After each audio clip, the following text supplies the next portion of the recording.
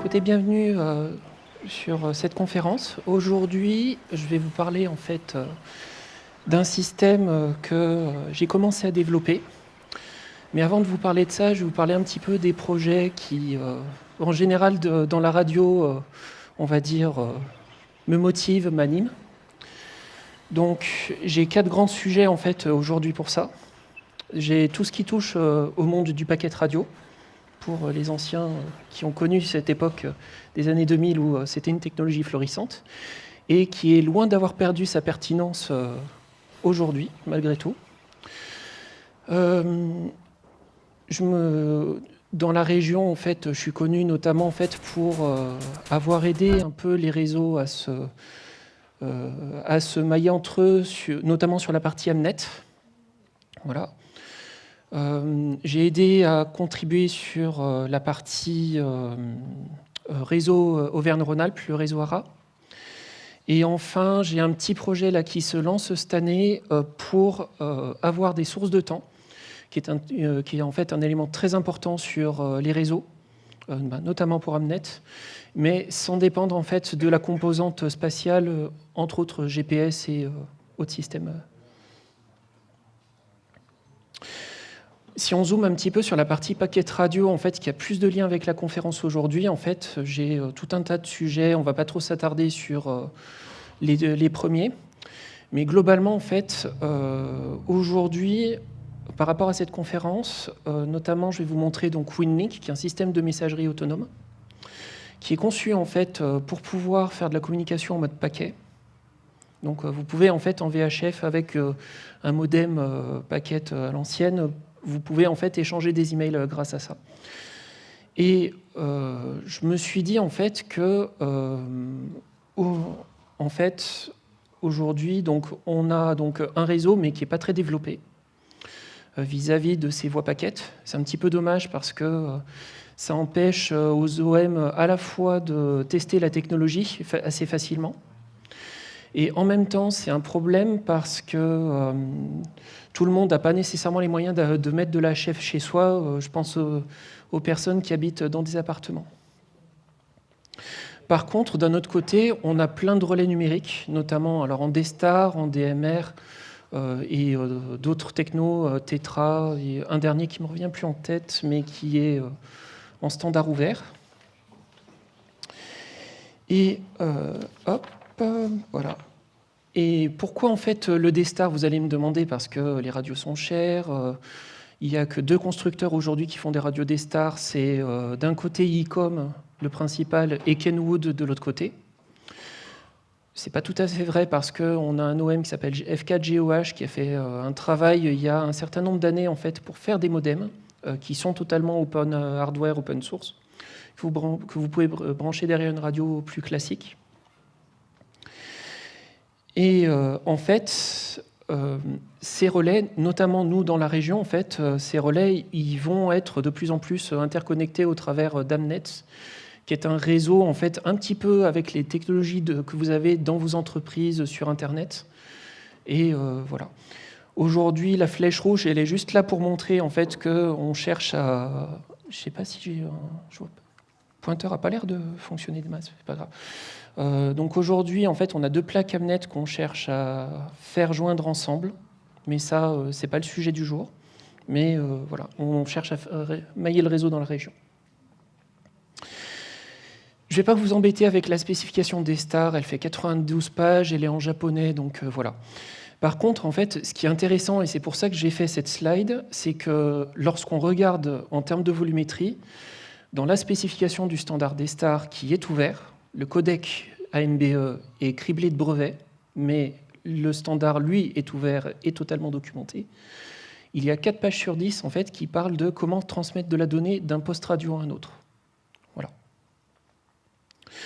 Aujourd'hui, par contre, si je fais une photo de l'écosystème radio, en fait, d'un côté, j'ai tout le monde du packet, donc à gauche, le réseau historique des BBS, un peu moins utilisé pour tout un tas de raisons, WinLink, les applications des X-Cluster.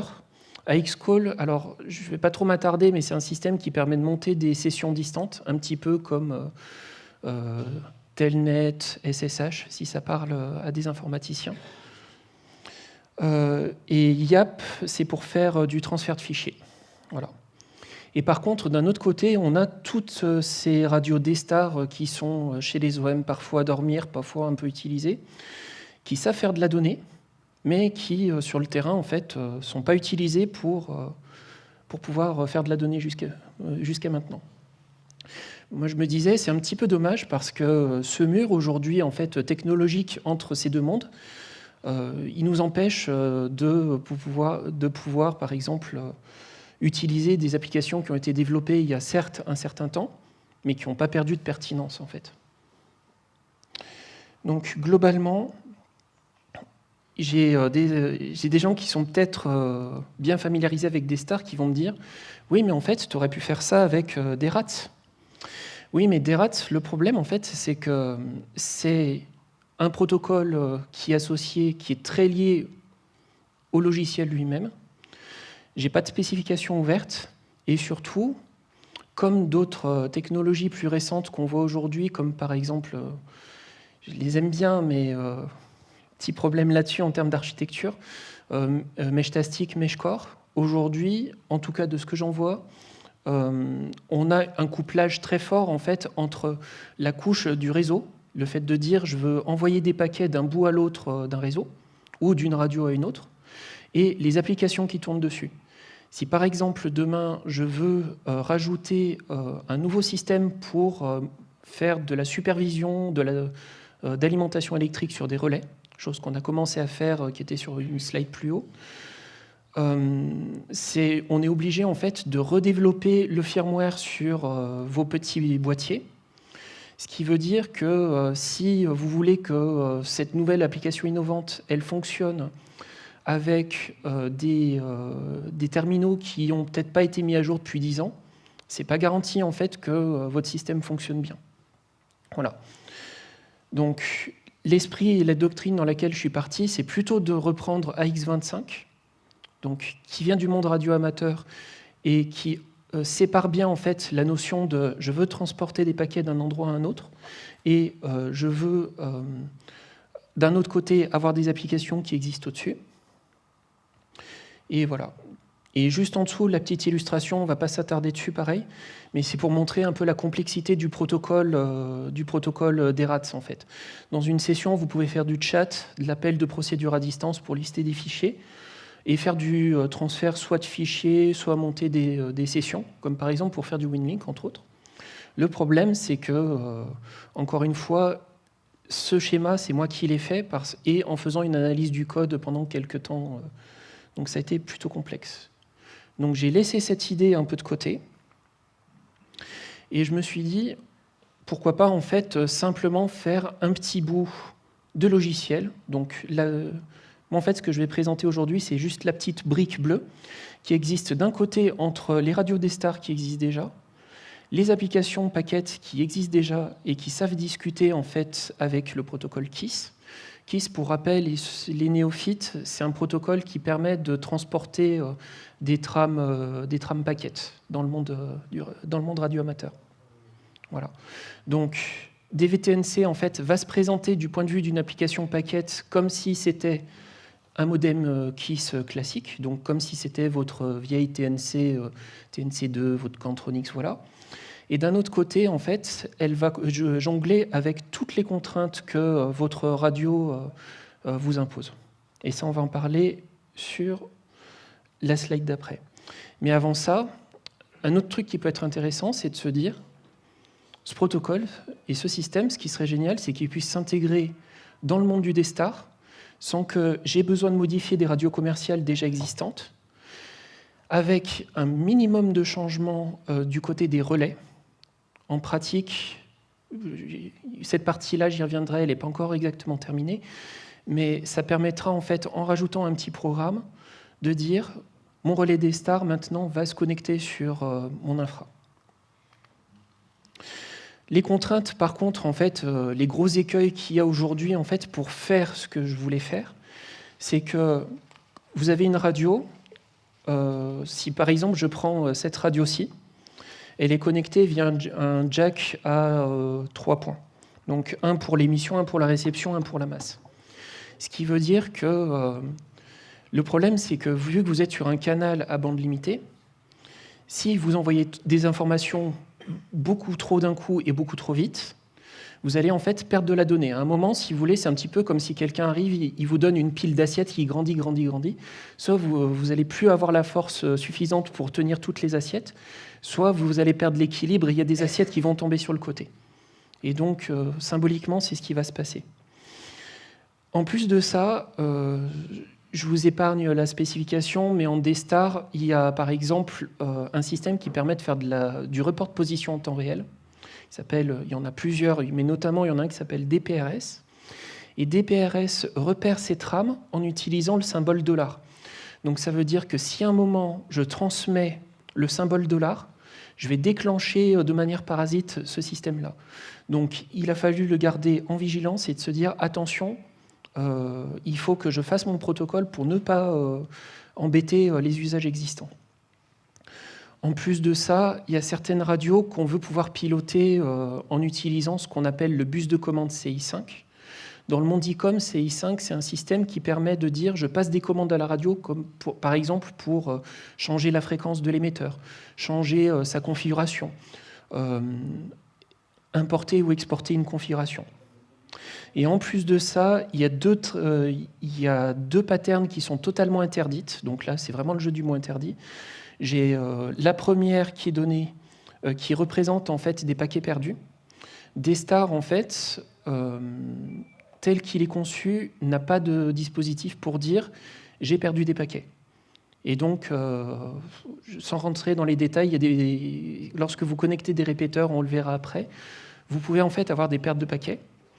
Et cette valeur magique, en fait, va vous servir à dire « attention, là, j'avais rien de reçu, donc je vais bourrer avec quelque chose ». Et on bourre avec ça. Et normalement, sur un système bien implémenté, votre TX va vous afficher « attention, perte de paquet ». En pratique, c'est pas fait, mais c'est pas grave. Et ensuite, la valeur 00 est interdite par la spécification D-Star. C'est chapitre 6.1, voilà. Et pour les gens qui ont fait de la X25, et là on descend vraiment très bas, donc vous prenez pas la tête avec ça, pour marquer en fait le début et la fin d'une trame, en fait, on utilise une valeur magique qui est 7E. Donc en fait, il y a un certain nombre de bits qui sont accumulés les uns derrière les autres. 6. Et pour éviter que 7E réapparaisse, à chaque fois qu'on va voir 6 bits à 1 dans votre communication, on va insérer un 0. C'est ce que j'ai appelé le bit stuffing en dessous. Voilà. Et donc, vu qu'en D-Star, on travaille sur une liaison série qui est alignée sur les octets, donc des paquets de 8 bits, je n'ai pas voulu m'embêter avec cette notion de bit stuffing. Donc, j'ai travaillé un petit peu autrement. D'autres personnes vont me dire TNC2. Pourquoi pas faire comme ce qui a été fait en LoRa PRS? Et ben en fait, la spécification publique de ce qu'on appelle le format de surveillance TNC2, qui en fait, à l'origine pour les petits jeunes qui n'ont pas connu, on avait donc des modems paquets dont le nom en fait était TNC2 et qui avaient un mode monitor en fait qui permettait d'écouter en permanence qu'est-ce qui se passe autour de moi, qui discute avec qui et qu'est-ce qui se passe. Le problème, c'est que la spécification publique, c'est la manière dont ce protocole a été décrit. En fait, aujourd'hui, sur un papier, n'a été gravé dans le marbre que ce qui était nécessaire pour faire la PRS. Il y a des implémentations différentes. Donc, par exemple, Direwolf a une implémentation où ils disent on sait faire du mode connecté, on sait représenter des paquets en mode connecté, mais toutes les implémentations ne savent pas le faire et pas toutes de la même manière lorsqu'elles savent le faire. Et en plus, il y a d'autres problèmes. C'est par exemple, il n'y a pas de contrôle d'intégrité. Pour ceux qui ont expérimenté un petit peu avec LoRa APRS, il y a des moments où vous avez peut-être reçu des trames avec un texte qui était un petit peu bizarroïde, des caractères qui n'étaient pas forcément ceux que vous aviez voulu. Et quelque chose qui est très important dans un réseau où vous transmettez des données, c'est de garantir qu'une trame a bien été transmise de la même manière en fait à la réception.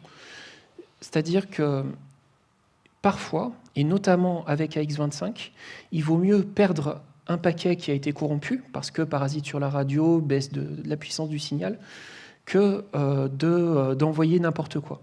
Parce que le n'importe quoi va faire bugger l'application derrière.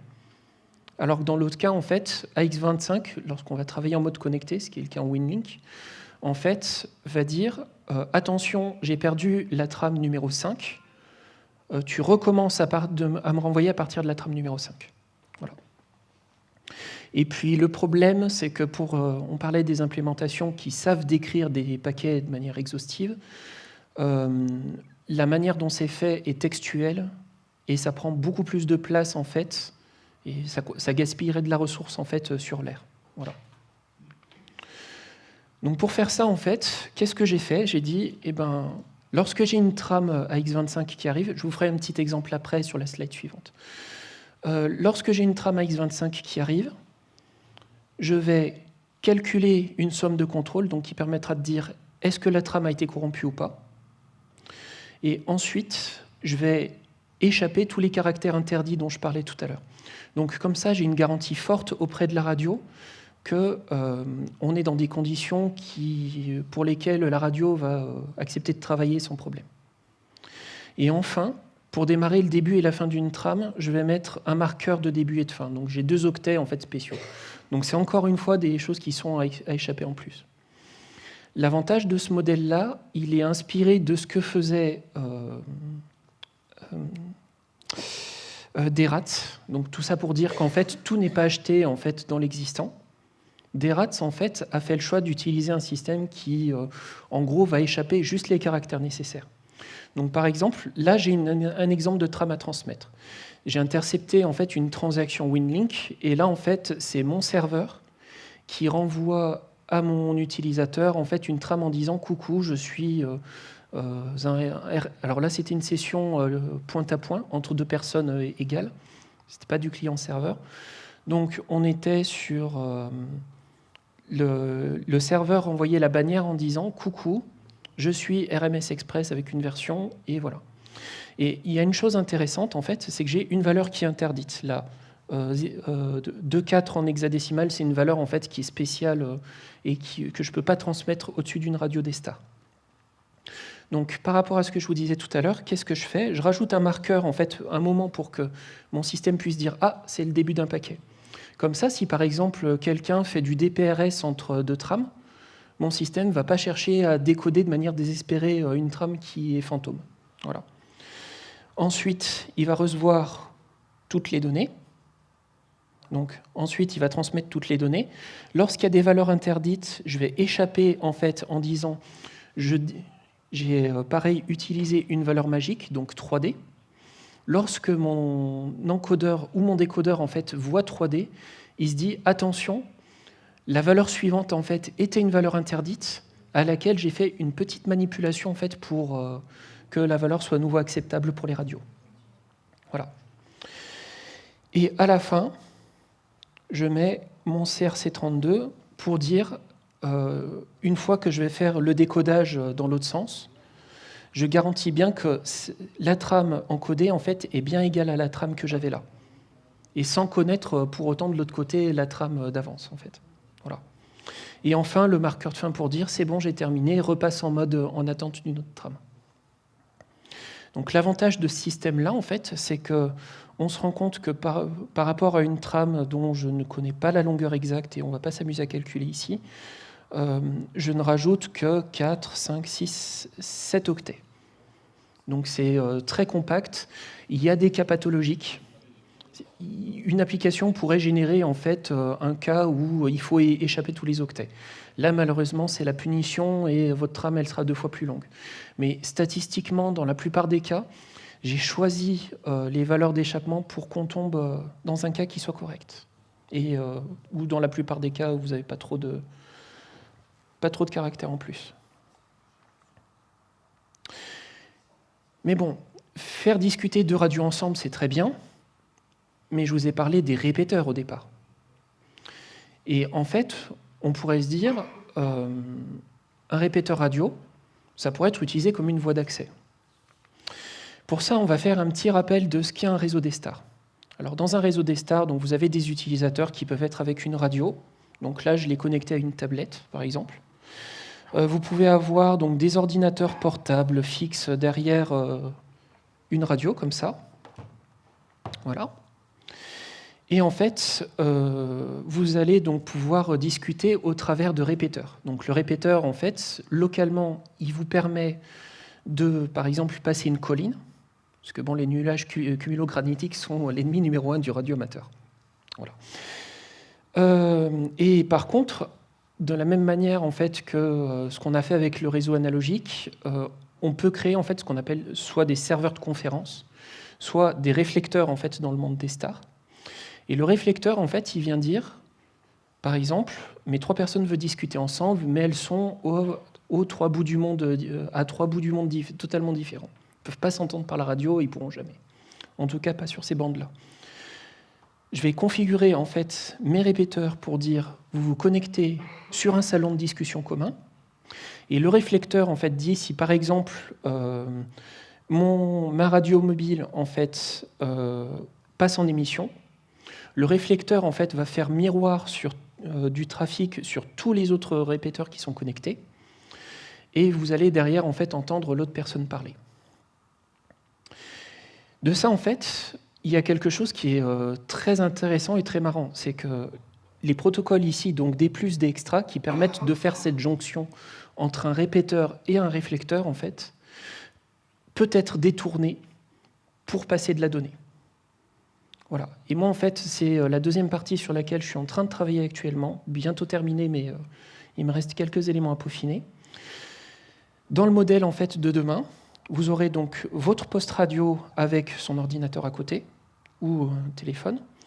Vous allez vous connecter sur votre répéteur et au lieu d'aller discuter avec quelqu'un d'autre, vous allez discuter avec une passerelle de service qui va faire la traduction dans le sens inverse. Donc je suis dans le mode que j'ai fait avant, des VTNC, et de l'autre côté, je vais repasser en AX25. Et là, vous pouvez à nouveau discuter avec les applications que vous aviez, WinLink, DXCluster, prise en main d'un terminal à distance. Voilà. Et l'avantage, c'est que tout ça, comme je vous l'expliquais tout à l'heure, se fait sans aucune modification dans la norme des stars, sur les postes radio, et les modifications nécessaires sur les répéteurs sont minimes et ne portent pas sur le code. Donc aujourd'hui sur le projet, en fait, je vais vous faire une petite démo tout à l'heure. Je suis capable donc sur la deuxième partie, donc de faire de la gestion de connexion sur un relais. Donc je peux en fait soit un hotspot, soit un relais, le connecter sur la passerelle de service. Je peux, si vous transmettez par exemple à partir d'un PC, de l'autre côté, je sais décoder les flux et les transmettre aux applications. Par contre, le faire dans le sens contraire, c'est-à-dire que votre serveur, lui, veut réinjecter des données sur la radio dans le sens retour. J'ai encore des éléments que je suis en train de peaufiner parce que j'ai quelques petits bugs. Donc ça sera, je pense, terminé dans l'année. Et tout ce travail en fait, de lecture de la norme des stars et le fait d'aller gratter vraiment bas dans les couches, ça m'a permis de retrouver un vieux bug qui avait une dizaine d'années et qui empêchait les gens qui faisaient des QSO images, donc en fait avec une application sur votre téléphone que vous pouvez lier à votre poste radio, vous pouvez en fait échanger des images. Et dans ce système-là, lorsqu'on faisait du transfert à haut débit, parce qu'en fait en D-Star, on peut faire du transfert à 2 débits différents, 920 bits secondes, ce qu'on appelle le DV Slow Data, et le DV Fast Data qui a plus de 3800 bits secondes. Lorsqu'on était en Fast Data, il y avait des bugs sur les premiers octets de l'image qui était transmise. Et du coup, le bloc qui était, je crois, tout en haut à gauche, était totalement corrompu à chaque fois.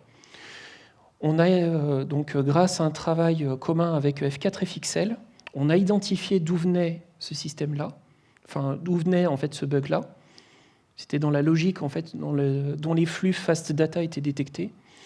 Et on a poussé un correctif en fait, sur le code de MMDVM pour ça.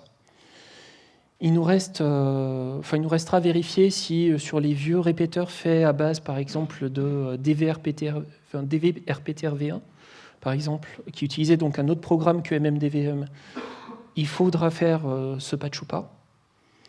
Mais le cas nécessaire, en fait, on fera ce qu'il faut. Ce code aujourd'hui, il est totalement open source. Il me reste un petit bug à corriger, mais ça sera l'affaire de 10 minutes une fois que la motivation sera là. C'est actuellement, je vous montrerai, lorsque vous connectez un client, seul le dernier client va recevoir des trames dans le sens retour. Mais ça, c'est pas bien grave, je sais d'où ça vient et c'est juste une question de temps. Donc si vous voulez récupérer le lien, je vais vous laisser scanner le code maintenant, ou sinon vous pourrez revenir à la fin de la conf. Et donc on va basculer sur une petite démonstration. Si vous pouvez me passer l'écran. Donc ici, j'ai préparé une station sur laquelle je vais donc connecter un ICOM 705. Donc là, je vais lancer le petit bout de programme que j'ai développé. Hop, je vous remets ça. Alors, l'outil que je suis en train de vous afficher, en fait, va montrer le trafic entre les deux stations. On pourra discuter un petit peu après de ce qui est fait.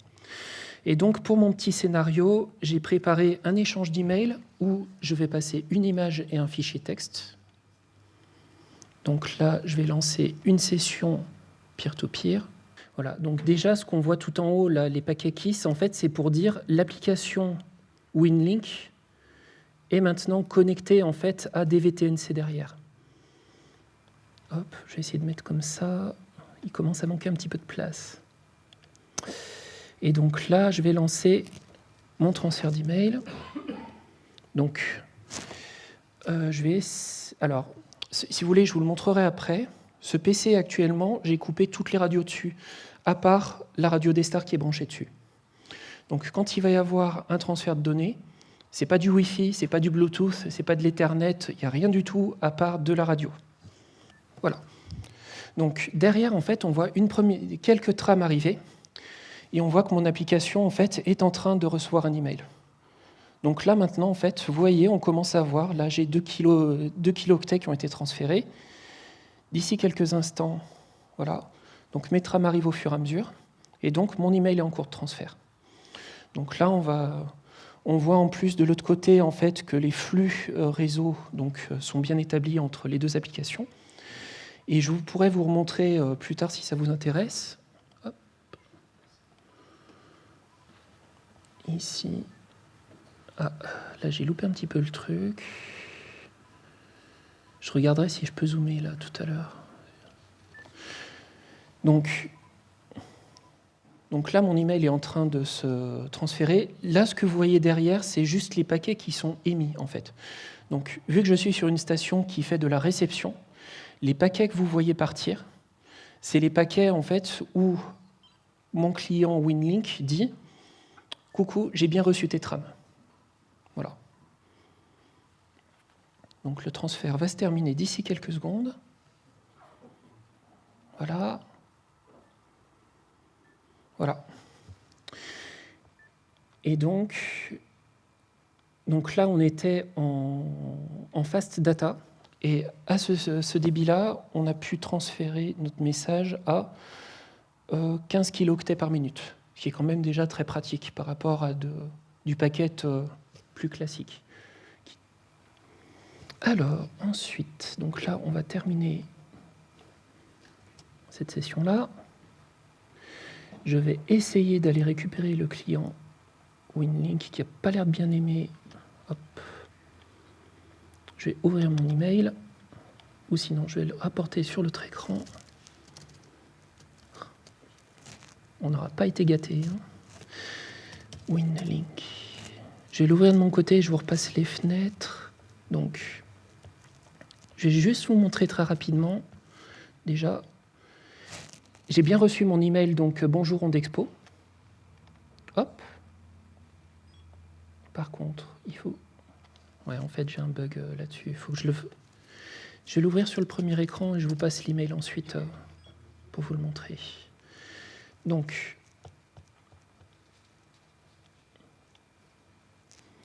j'ai bien reçu mon email ici et je vais vous montrer les pièces jointes.